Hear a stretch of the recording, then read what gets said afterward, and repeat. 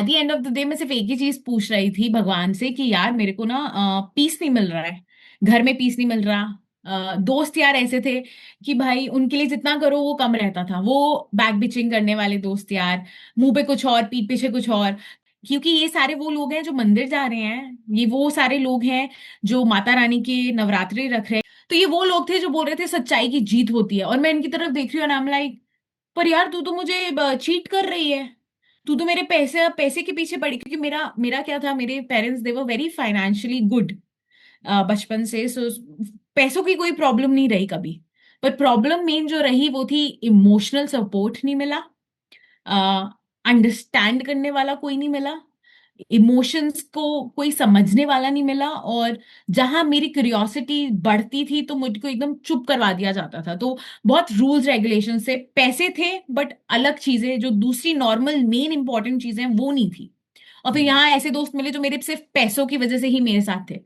तो मैं उनकी तरफ देखती थी और मैं ऐसे होती थी, यार तू मंदिर जा रही है और तू कैसी है, कितनी कुकर्मी है तू, मतलब तू मेरी मुंह पे झूठ बोल रही है और मेरे को पता है। तो बहुत ज्यादा इरिटेट होने लग गई मैं। अब क्योंकि घर से परेशान हूं, तो उस टाइम पे जो वो जनरेशन थी, मैं मिलेनियन जनरेशन की हूँ, मैं कोई जेंजी वेंजी नहीं हूँ। तो उस टाइम पे हम जब स्कूल जाते थे तो एक नया नया ट्रेंड चला था कि किसके कितने बॉयफ्रेंड्स हैं, ठीक है।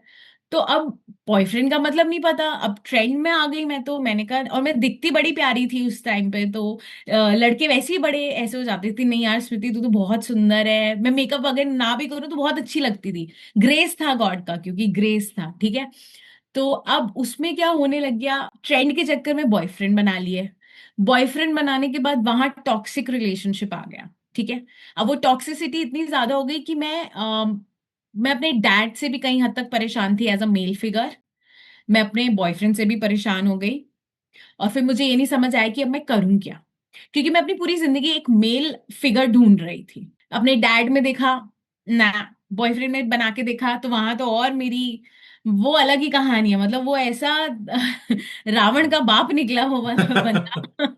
उसने मेरे 10 साल ऐसे खराब कर दिया, और इतना ज्यादा मैनिपुलेशन, टॉक्सिसिटी और फिजिकल अब्यूज, वर्बल अब्यूज, मतलब आप मानो मैं ऑलरेडी शैतान डीमंस अपने ऊपर लेके चल रही थी इस टाइम पे।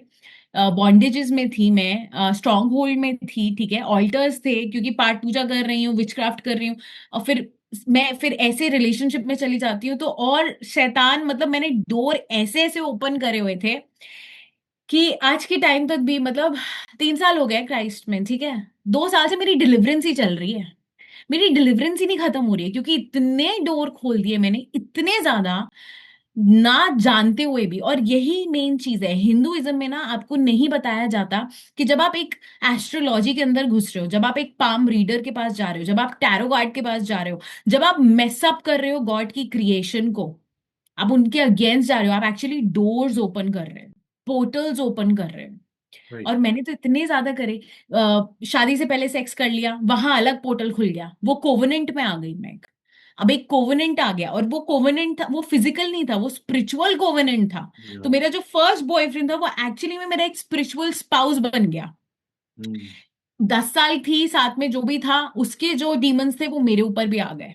तो तभी मैंने कहा कि ये 2 साल का ना सिर्फ डिलीवरेंस ही चल रही है, क्यों, क्योंकि कुछ शैतान तो मेरे ही ऊपर थे, पर कुछ शैतान ऐसे थे जो मेरे को मेरे डैड से मिले, जो मेरे को मेरी मॉम से मिले, जो मेरे को मेरे फर्स्ट रिलेशनशिप से मिले, और जो मेरे को मेरे दोस्तों से, और जो जो मैंने दरवाजे खोले हुए थे वहां से भी शैतान जो आए। तो मतलब मैं इतनी परेशान रहती हूँ, डिलीवरेंस ही चला जा रहा है मेरे तो तब से, ठीक है। तो I think so. I think so. मैं मेरे को भी एकदम से आपने बात करी तो मुझे याद आ रहा है कि आपके जो पॉडकास्ट मैंने सुने थे पहले, उसमें से एक पॉडकास्ट के ऊपर लिखा था, and that really it's a good attention, but वहां पे लिखा था that I date a Lucifer. तो मैं वो जिस लंदन का तरह था, वो लंदन का था। और वो उस बंदे को डेट करने के बाद ही मेरा इनकाउंटर हुआ है। ओह। क्योंकि आप ये समझो, मैं समझ सकता हूँ, लंदन में it's like, oh yes, London is way hub, demonic, hub.